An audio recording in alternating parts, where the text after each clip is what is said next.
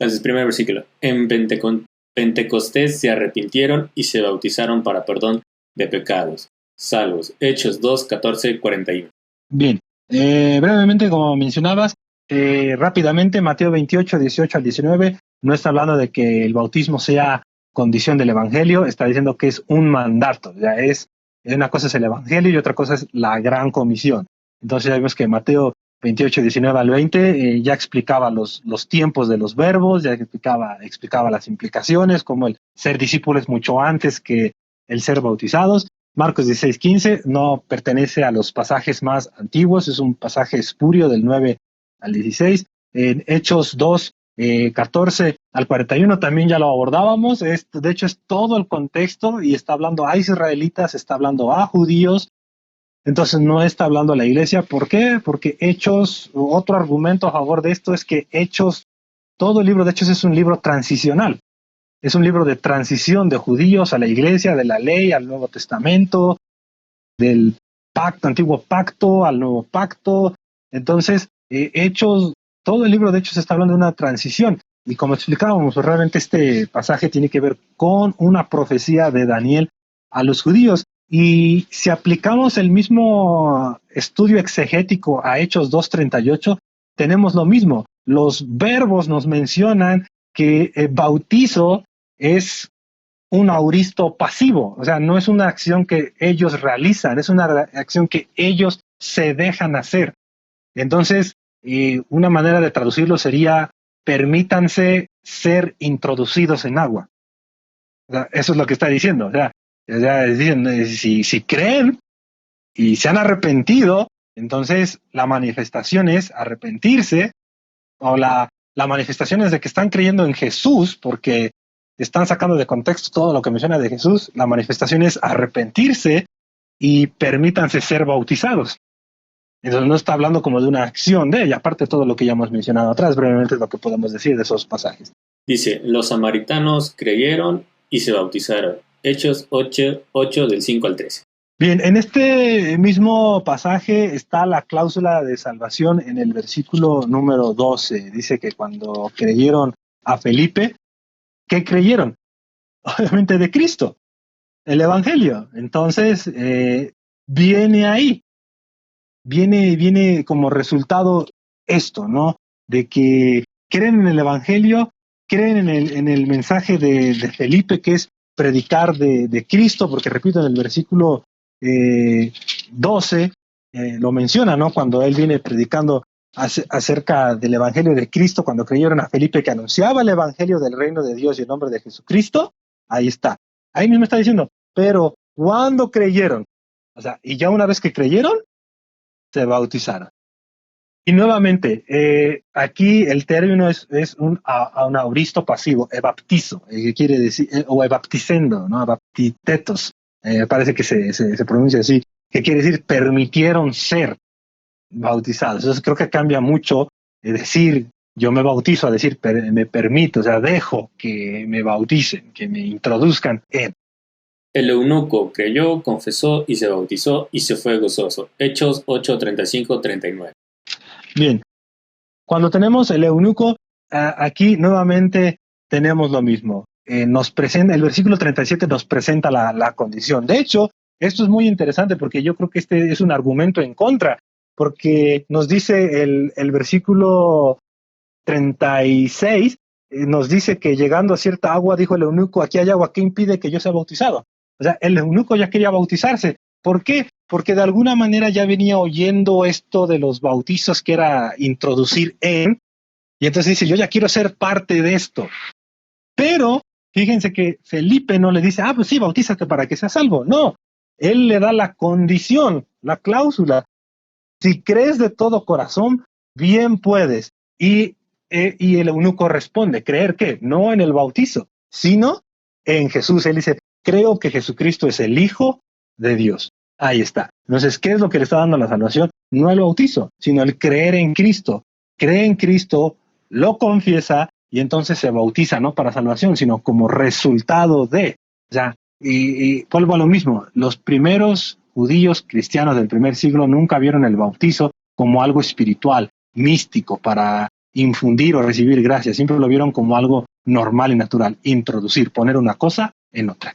El Saulo Pablo se bautizó. Hechos 9 del 1 al 18. Nuevamente aquí tenemos lo mismo, todos estos pasajes nos hablan del resultado de la salvación. Estamos en un proceso de transición. Está claro que esto porque Pablo recibiría el Espíritu Santo hasta que Ananías orare por él.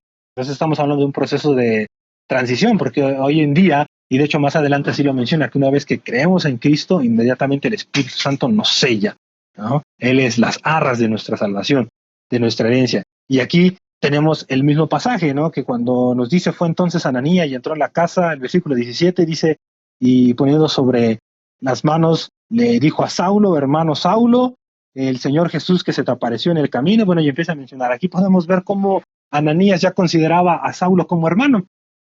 Ya lo consideraba como salvo. Ahora, alguien me podría contraargumentar lo que yo dije. Bueno, ¿por qué no? A lo mejor se lo dijo como hermano judío. Pero esto es imposible porque el mismo Ananías está en contra de ir a orar por él. El versículo 13 lo deja muy claro. Dice que él dice, Señor, ¿no has oído de lo que hace este hombre? O sea, no le dice de este hermano, le dice de este hombre. Entonces, después de que Dios le dice que él ha conocido de Dios, entonces ya lo llama hermano. Nuevamente le dice, y sigue orando, ora por él, es lleno del Espíritu, le caen las escamas y luego viene lo siguiente, levantándose, fue bautizado. Pero ¿qué sucede antes? Ya ha sido salvado por el Espíritu Santo. Cornelio creyó y se bautizó. Hechos 10, 34, 38. Bien, nuevamente aquí vemos que en este es un pasaje muy claro cómo tratándose de gentiles, el Espíritu Santo vino sobre ellos antes de bautizarse. ¿Cómo sabemos esto? Porque hablaban en lenguas.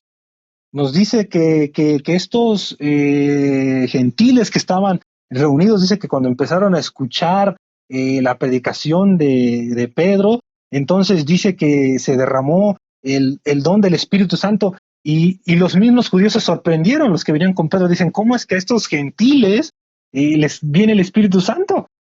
O sea, ¿cómo? O sea, ellos mismos no se lo explicaban. Y entonces respondió Pedro, dice, ¿puede alguno impedir el agua para que no sean bautizados nuevamente? No está usando el bautizo. Y bueno, ahora, antes de eso, él mismo dice que estos que han recibido al Espíritu Santo. Entonces, es ilógico decir que tienen al Espíritu Santo, pero no son salvos, porque no se han bautizado. Entonces, como el Espíritu Santo viene por partes, viene, se va, vino, no vino. Entonces, es una contradicción, ¿no? Entonces, porque la Biblia afirma en el Nuevo Testamento, ya en las cartas paulinas y de Juan, Pedro, que somos salvos por el Espíritu Santo que viene a nosotros inmediatamente, y este es un caso muy claro cuando se trata de estos gentiles. Lidia se bautizó. Hechos 16 del 13 al 15. Bien, esto es muy interesante. También debemos de entender que la Biblia no tiene como propósito darnos una cronología detallada y una biografía de todos los personajes. Y entonces cuando menciona de Lidia, es cierto que dice que Lidia fue bautizada y su familia, pero no nos dice nada de su salvación. Todo lo contrario, el versículo 14 nos da a entender que Dios hizo algo en ella para que prestara atención al mensaje de Pablo, y la Biblia dice que Dios abrió su corazón para estar atenta. Entonces quiere decir que primero creyó y entonces ya fue bautizada. Y ahora es muy interesante porque dice que, lo voy a leer, vean, dice el versículo 15, y cuando fue bautizada, Lidia y su familia nos rogó diciendo, si habéis juzgado que yo sea fiel al Señor, entrad a mi casa y posad. O sea, es muy interesante que después de que es bautizada dice, si juzgad que yo soy fiel. O sea, es decir, estoy en armonía con ustedes, ¿no? Pero no está hablando nada de su salvación. De hecho, el versículo anterior, lo más probable que nos menciona es eso, pero repito, creo que de alguna manera Pablo menciona esto para darnos a entender cómo es que se quedaron en este lugar y a partir de aquí empezó todo el trabajo en la ciudad de Filipos. El carcelero creyó y se bautizó y se regocijó. Hechos 16, 25 al 34. Nuevamente nos dice lo mismo. Pablo le deja muy claro en el versículo 31 cómo es que podían ser salvos. En el versículo anterior, el carcelero le dice, ¿qué puedo hacer para ser salvo? ¿No? Y Pablo le dice en el versículo 31, cree en el Señor Jesucristo, serás salvo tú y tu casa. Entonces él mismo le dice, cree en el Evangelio. Después dice, les habló la palabra del Señor a él, a todos los que estaban en su casa, y él, tomándolos a aquella misma hora de la noche, les lavó las heridas, y enseguida se bautizó con todos los suyos. Entonces, nuevamente podemos ver cómo Pablo mismo está dando la cláusula, ¿no? Cree en el Señor Jesús y serás salvo. No menciona el evangelio, no menciona el bautismo, sino hasta que han creído. Y por último, los corintios creyeron y se bautizaron. Hechos 18:8. Bien, aquí nuevamente tenemos los mismos verbos, nos dan a entender. Dice que los corintios oyendo creían y eran bautizados. Entonces aquí nos está dando a entender que la cláusula estaba siempre con creer. Ahora, aquí hay algo muy interesante, porque cada vez, de hecho, estos pasajes prueban otro punto muy interesante, que nunca se menciona solo el bautismo para salvación. O sea, no hay ningún pasaje en el cual diga que el bautizarse salva.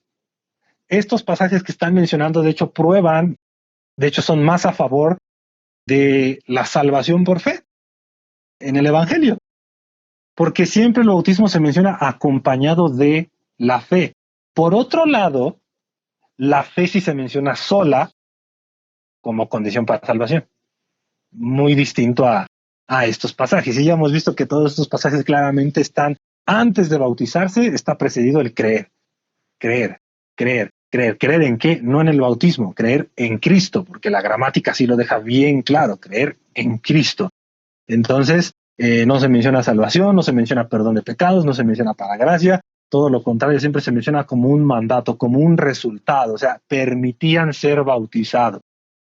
Ellos permitían ser bautizados, ¿por qué? Porque era el mandato. Entonces, así es, creían, ponían su fe y permitían ser bautizados porque le decían que era ese requisito. Por eso mencionábamos que el bautismo tiene su lugar, no lo desmeritamos, no lo hacemos a un lado, pero como simbolismo. O sea, el bautismo habla de lo que ha sucedido en nuestros corazones cuando aceptamos a Cristo. Así es, y es bien interesante que en todos estos pasajes no hay algo así como que se diga, entonces, bueno, ya creíste, y nunca se dice, pero te falta bautizarte. Exacto. O ya creíste, ahora te falta bautizarte, como para que ya estén las dos condiciones juntas y son salvos. No hay nada de eso ahí. En uno de los pasajes que leímos nos dicen, ya creíste, pero una cosa te hace falta, o te hace falta algo más para ser salvo. Jamás se menciona en ninguno de estos pasajes. Así es. Nunca se menciona algo así. Efectivamente. Siempre se creyeron, después del tiempo se bautizaron. Yo creo que es bastante claro. Exactamente, por eso el primer argumento que mencionábamos, la suficiencia del Evangelio. Eso es, ¿no? Toda condición para salvación está en el Evangelio. El bautismo no es condición no está en el Evangelio, por lo tanto el bautismo no es para salvación porque no viene dentro de estas condiciones del Evangelio. Como bien acabas de mencionar, si así fuese, se especificaría más en un tema tan delicado como este. Entonces, estos pasajes y muchos más podrían abordar de ello. Ya repito, cuando hay otros pasajes de bautizo, necesitamos entenderlo a la luz de sus contextos, ¿no? ¿De qué bautismo me está hablando? Y ya después de eso, verlo en la manera natural en que lo veían los primeros judíos, como introducir, poner otra cosa simplemente. Muy bien.